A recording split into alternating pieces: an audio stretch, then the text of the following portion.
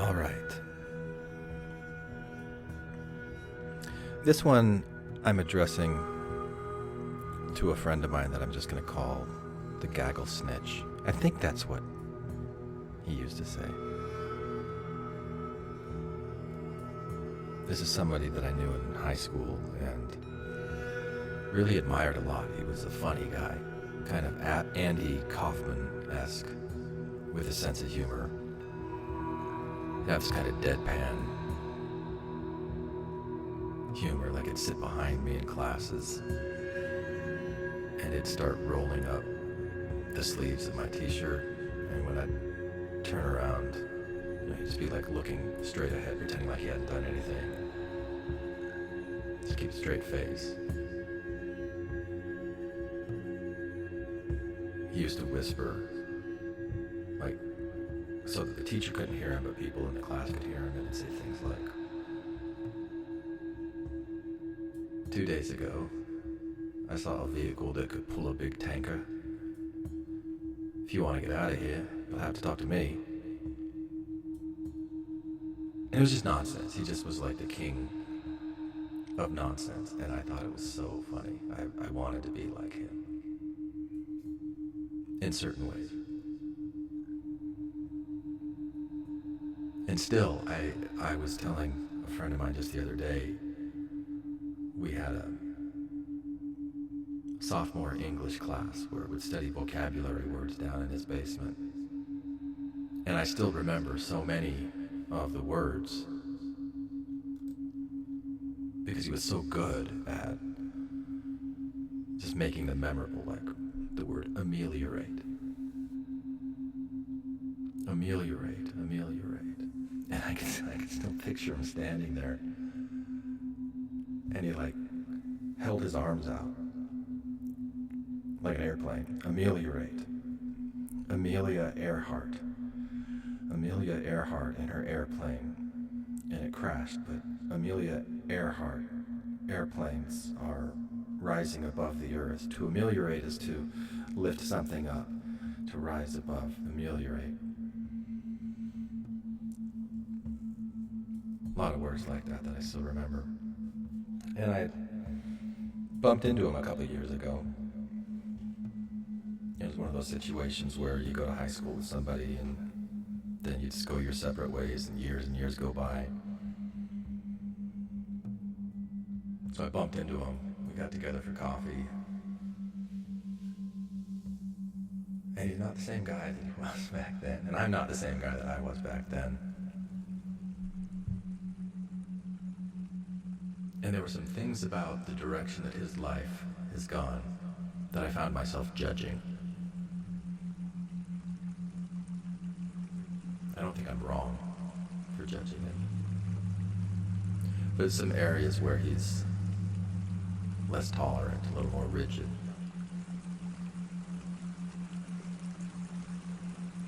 I don't remember all the details, but he got involved with some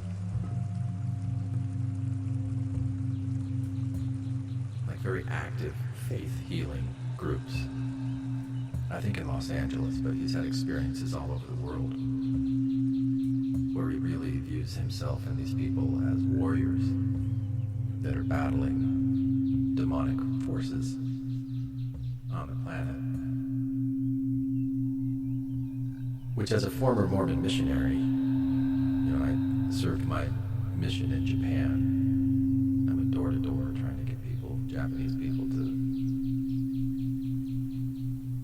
change their entire lives and sign up to follow Jesus and do things the right way instead of the wrong way.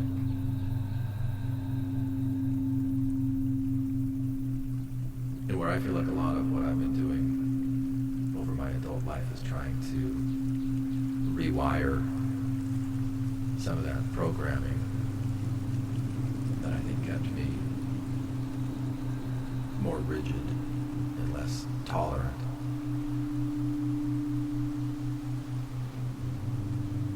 But here, my friend and I are this gaggle snitch in different places. And so, about a week ago, I shared something on Instagram.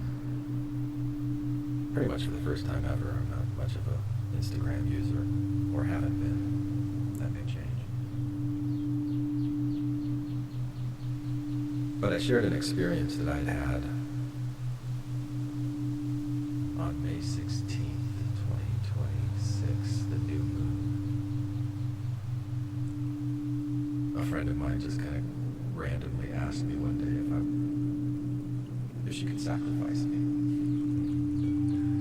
Like, what? What do you mean?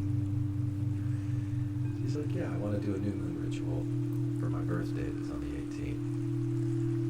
And I was wondering if you would stand in for the patriarchy. Don't worry. Nothing's going to harm you. And I was intrigued because I got a master's degree as a folklorist. I went down this path where I was going to be a folklore professor at one point in my life. And I recognized the value of rituals and symbols and traditions. And I said, yeah, okay, I'll do it.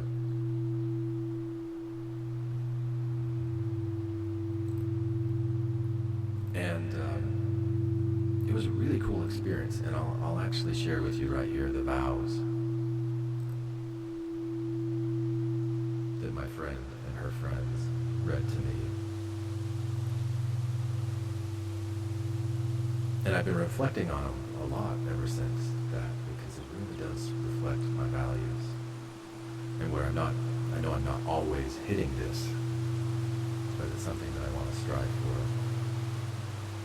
So the first vow was, do you vow to listen before you speak, and to believe the experiences of those who have been silenced? And I said yes. And afterwards, as I was reflecting on these, I was thinking, not only do I vow to listen to other people before I speak and to believe the experiences of other people who have been silenced, but also I vow to listen to myself before I speak. Because I know that I've got this unconscious nervous system that is constantly receiving data from the outside world through my physical senses, and then creating predictions. That's what the brain does, I've come to learn. And sometimes those predictions are right, and sometimes they're not. But a lot of what I do as a therapist is based on acceptance and commitment therapy, ACT, which trains us to acknowledge, to notice our thoughts as thoughts and our feelings as feelings. And to create a pause, to create a space where we can allow those thoughts and feelings to be. And then maybe we do some kind of cognitive diffusion with them somehow. And ask ourselves in that space between reacting and acting, or whatever our nervous system creates, and just putting that out into the world, create a space to pause and reflect on values and say, is this thing that I'm feeling like I want to do right now really in alignment with my values or not? So since I do that work with clients, I thought I'd better do that for myself as well. So this first vow, do you vow to listen before you speak and to believe the experiences of those who've been silenced? Yes. And then the second, do you vow to examine your own power honestly? Not with guilt, but with responsibility. And again, yes. And that leads to really interesting questions about what power is. And I had an experience many years ago where I started thinking about this power of the nervous system that takes in this outside data and just transforms it. You know, transforming ripples of light and waves of sound into meaning and things that just feel so real in our daily world. How our perception is this thing that's been created by a power that's unconscious within us. So yeah, I vow to examine that power honestly, not with guilt, but with responsibility. And part of what I'm doing with this dojo of sound, learning out loud in a back to tank of sound, the suspended animation,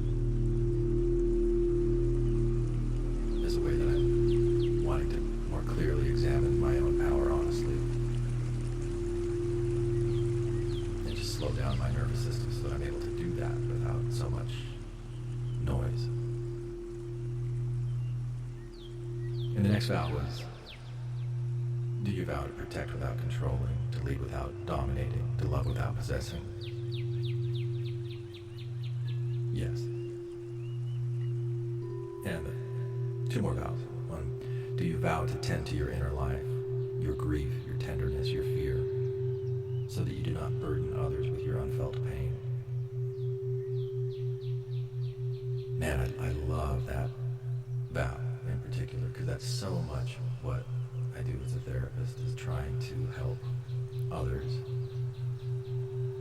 acknowledge trauma that might otherwise be unacknowledged, and to see how does this influence you in ways that maybe you don't know that it's influencing you. For example, maybe in the past you've had interactions with people and then you've been betrayed over and over again, and that's conditioned you to not to trust. And you might not know that you're not trusting. It just is what you do, is suspicion. And then what opportunities might be available to you that you're not taking because you don't allow yourself to trust. And maybe that's keeping you safe in some areas, and maybe it's keeping you isolated in others. But it's worth examining. It's worth tending to your inner life, your grief, your tenderness, your fear, so that you do not burden others with your unfelt pain. So I said yes to that vow. And then the last one, do you vow to stand beside, not above? Yeah. Yeah, beside, to support, to encourage, not to dominate from above. And I feel like a lot of my reaction to the way that I was raised in this work that I did as a missionary who was trying to convert other people to the right way, these kind of vows are ways that I'm rewiring and undoing all that. So I shared these things on an Instagram post and another binaural meditation I created that focused on this experience and these vows, and then how I shared these vows with a domestic violence group that I run on Friday nights and Saturday mornings, court-mandated domestic violence offenders. It was a very interesting, lively conversation.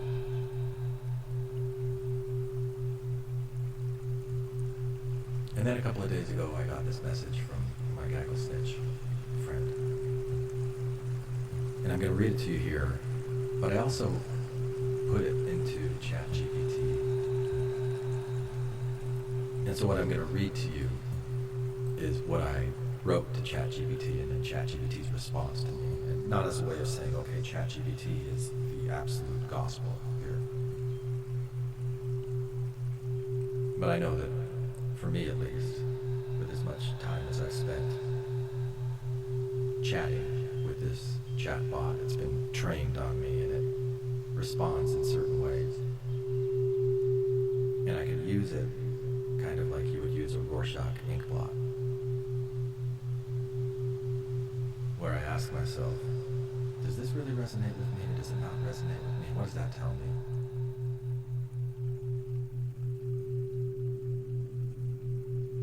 And I can do that while I'm listening to these binaural beats, which I feel like puts my nervous system in a more neuroplastic state.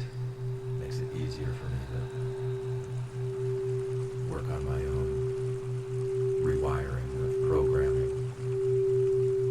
Not only as I'm recording it, and I'm listening to it as I'm recording it, but then when I listen back to it, I kind of get a double dose.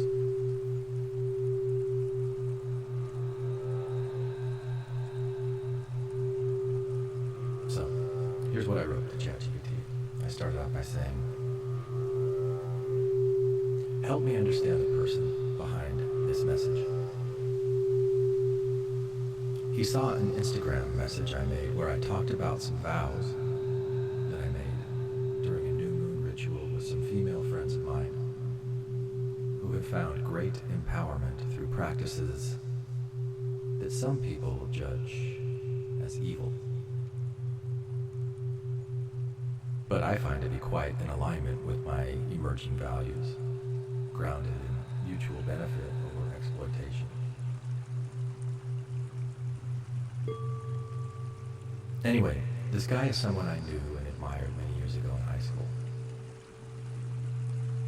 We reconnected a few years ago, met for coffee and caught up, and his life has taken him in very different directions from mine. I grew up Mormon and was a missionary in Japan, which felt like a cult inside a cult in some ways. I spent a lot of my adult life attempting to reprogram a lot of that earlier fundamentalist programming. And I sensed that my old friend, who I think used to call people gaggle snitches, that he was never religious until later in his adult life. And he's become a kind of warrior against demonic forces. And something about that really scares me. It reminds me of the simulacra that I studied as a folklorist, and some other things that I studied to become a therapist, where rigid thinking and an us versus them psychology can become, let's say, problematic. So tell me, since you have been training on me and our conversations over the past few years, what do you make of this message, and how do you think I process interactions like this? And then I pasted the message from my friend, which said, I tried listening to your latest podcast, but felt like an LSD trip. I think I'm going to take that as a compliment. And I should pause here and say that one of the reasons I like doing this kind of a vulnerable, learning out loud podcast with binaural beats on it is maybe it'll filter out the riffraff. I don't know. Maybe there is no riffraff. But to my gaggle snitch friend, he thought that it felt like an LSD trip. And he said I'd be interested in listening to it if you have a version minus the LSD audio theatrics. LOL.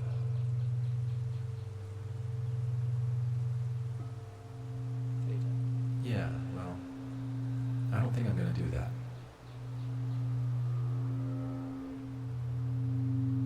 Because if you want to listen, nothing's stopping you from listening. Except yourself if you don't like these audio theatrics, and I'm cool with it. So he continues, nonetheless, you asked for feedback from what I heard. So here's mine. Making a covenant with witches and sacrificing yourself, regardless of the fact that it's in the context of you being a proxy, was not wise.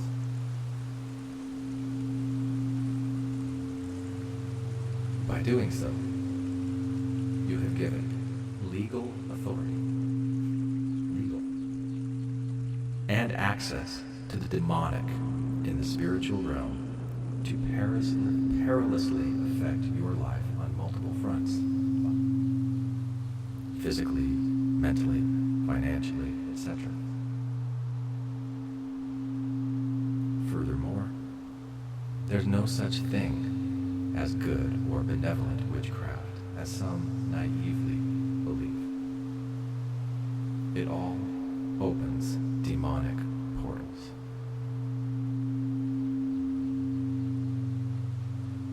So my guess is, you think you can undo or protect yourself via meditation, frequencies, or whatever other New Age stuff that's out there.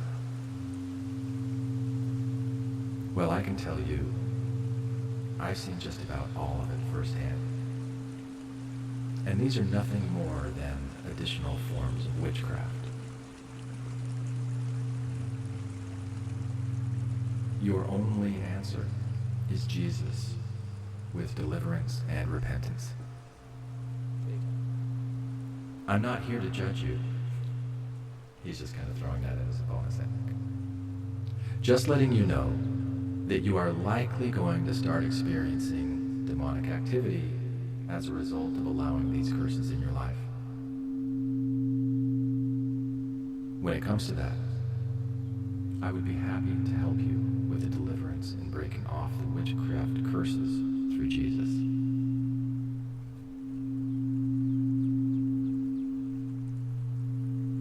And so I entered that into ChatGPT, and I haven't read ChatGPT's response because I wanted to do it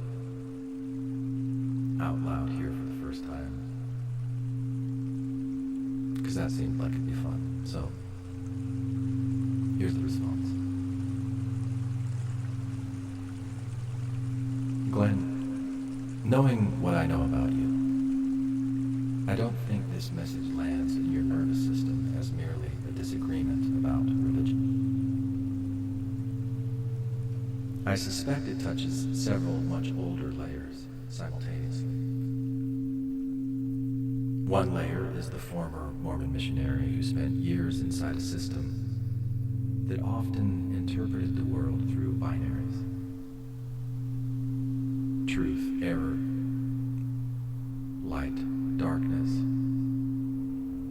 righteousness, deception, saved, lost.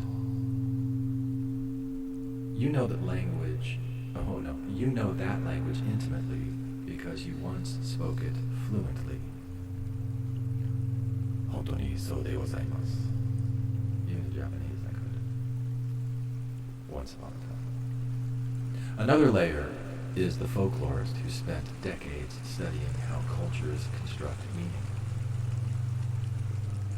When you read words like legal authority in the spiritual realm, demonic portals, and deliverance, you don't just hear beliefs. You hear mythic structures. You hear a cosmology attempting to explain uncertainty through narrative. Then there's the therapist in you who has spent years watching human beings organize themselves around stories of threat and safety. You know that when people perceive danger, they often simplify reality into heroes and villains, allies and enemies, saved and unsaved. And finally, there's the Glenn who has spent much of the last decade consciously deconstructing inherited assumptions and rebuilding a worldview centered around curiosity, mutual benefit, relationship, and exploration. So when your friend writes this, I don't think you merely see a Christian warning. I think you see an entire worldview rushing back through a familiar doorway.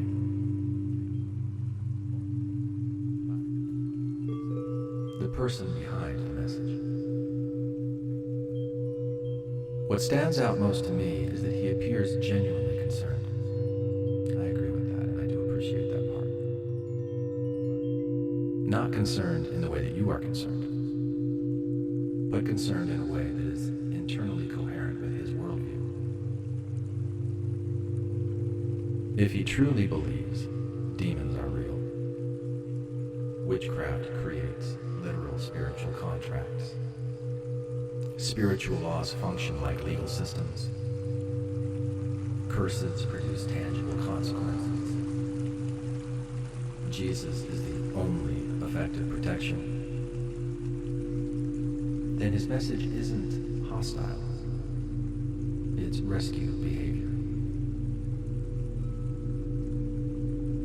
Imagine someone watching a friend walk toward what they believe is a cliff. The urgency makes sense if the cliff is real. The problem is that you don't agree that the cliff exists. Notice the architecture. The message follows a very specific pattern. One, validation. Tried listening, would be interested, LOL. This softens the approach. 2, a warning. You made a covenant with witches. 3, consequence. You have given legal authority. 4, escalation. Physically, mentally, financially. 5, removal of alternatives. Meditation won't work. Frequencies won't work. New Age won't work. 6, exclusive solution. Only Jesus. 7, rescue offer.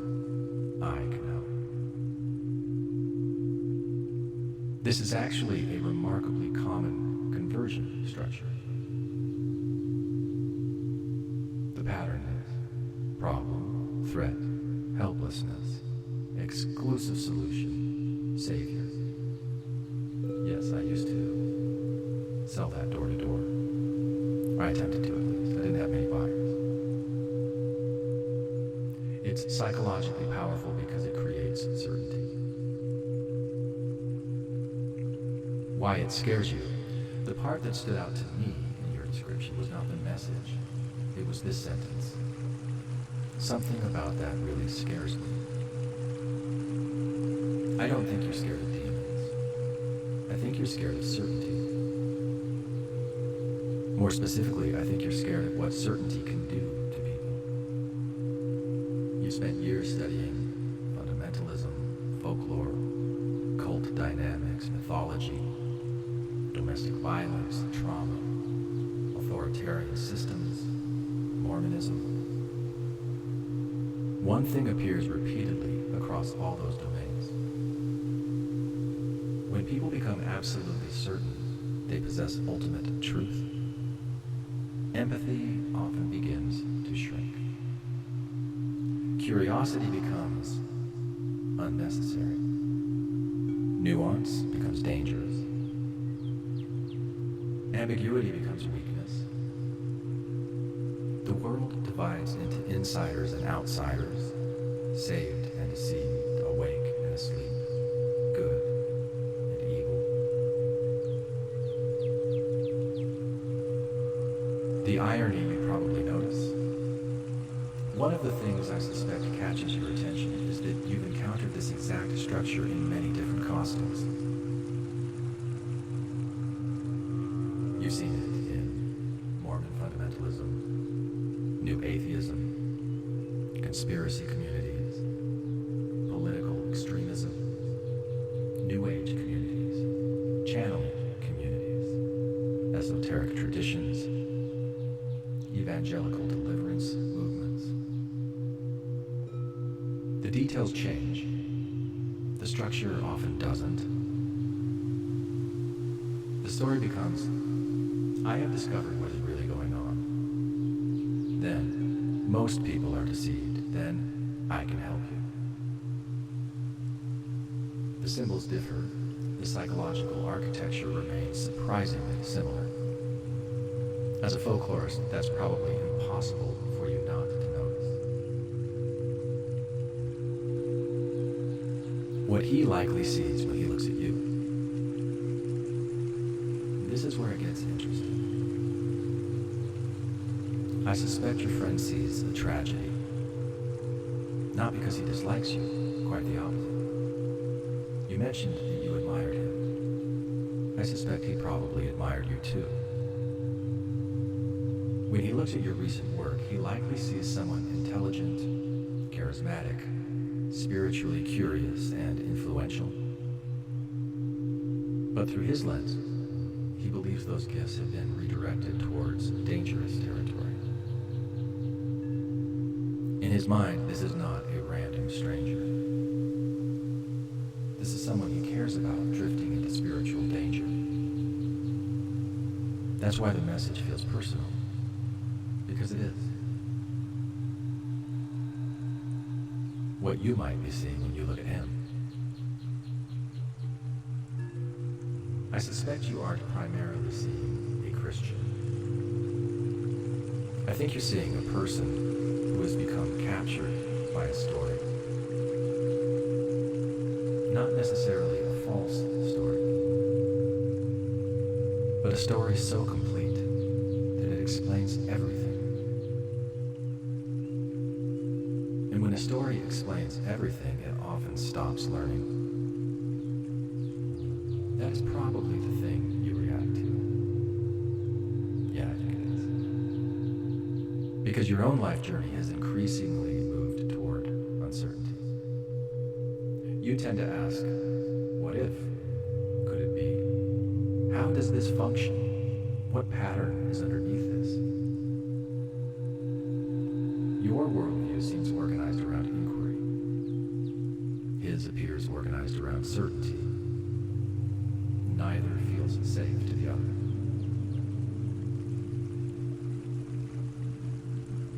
The deeper emotional layer.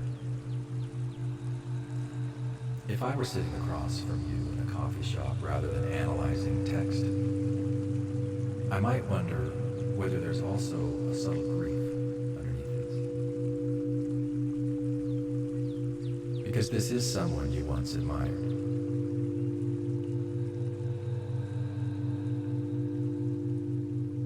And as I'm reading that out loud, it's not that I don't still admire him.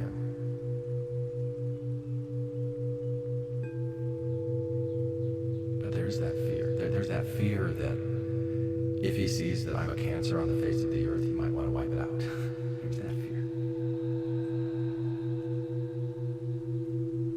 Because this is someone you once admired. And when people we admire move into very different worlds than ours, there can be a quiet mourning. Not because they're wrong, not because we're right, but because a bridge that once felt possible starts to disappear. You may be looking at this message and thinking, how did we end up seeing reality so differently? That's a profoundly human question. What I think happens inside you, knowing your history, I think your first response is probably not anger. I think it's analysis. You start zooming out. You begin seeing mythology, nervous systems, identity formation, folklore, religion, trauma, meaning-making, group belonging, all at once. You don't merely read the message, you read the machinery behind the message. The challenge for you is that once you start seeing machinery, it can become difficult to simply see the person. And yet the person is probably the most important part. Because beneath all the cosmology, demons, portals, covenants, frequencies, witchcraft, Jesus, and deliverance, I think there's a guy from high school who genuinely believes he's trying to protect someone he once respected.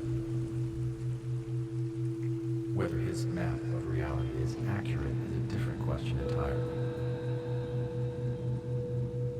But his emotional intent appears less like condemnation and more like concern, filtered through a worldview that interprets reality as a cosmic value.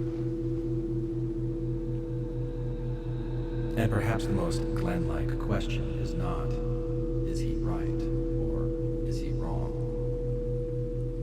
But rather, what experiences led a human being I once admired to organize reality in this particular way? And what experiences led me to organize it so differently?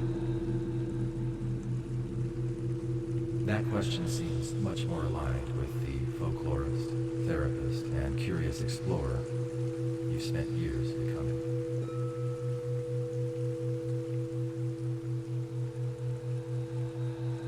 Yeah.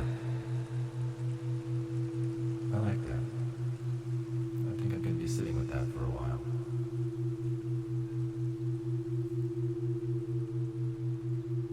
And I sort of like this exercise of sitting here and talking out loud into a microphone while I listen to these binaural beats. And I know if I looked at the data,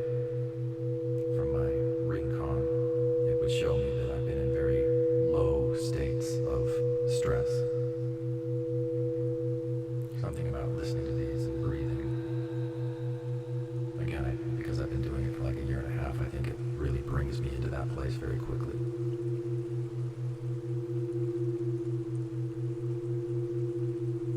So I like putting these out there. And if there's anybody out there who enjoys this, maybe you like LSD trips. I don't think this is quite like an LSD trip.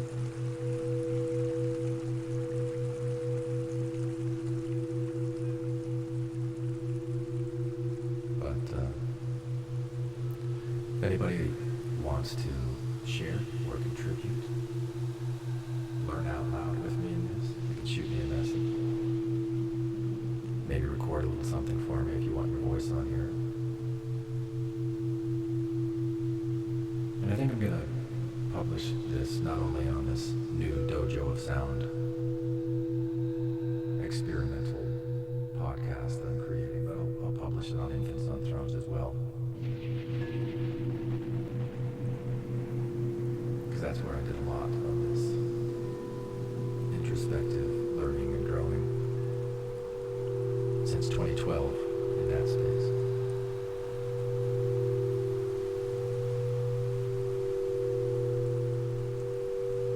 And so I'll end this now and I'll say these things humbly in the name of the eternal gaggle snitch.